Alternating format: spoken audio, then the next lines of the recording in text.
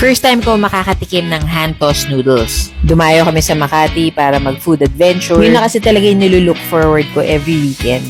Dito kami nag-dinner sa Chinese Beef Noodles House.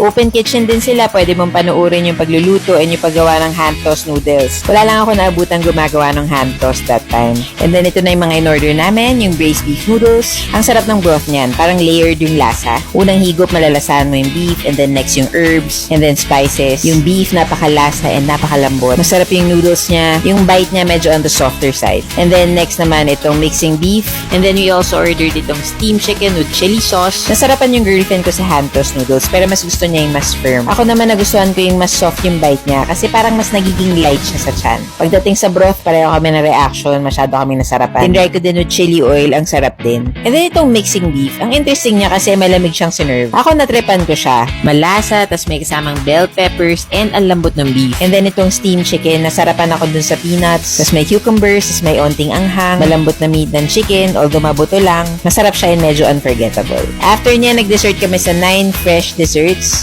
Literal, tumawid lang kami galing dun sa dinner place namin. Dahil sobrang nabusog kami sa dinner, nag-order na lang kami ng isa. Gusto lang talaga namin tikman. Para siyang taho na may jelly, na may nata, na may beans, na may boba, at kung ano-ano all pa. In one, depende kung anong gusto mong i-toppings. Ang pinaka nag-enjoy dito is yung girlfriend ko kasi mahilig talaga siya sa matatamis. Dessert person yan eh. Pero overall, nag-enjoy kami sa dinner and dessert namin.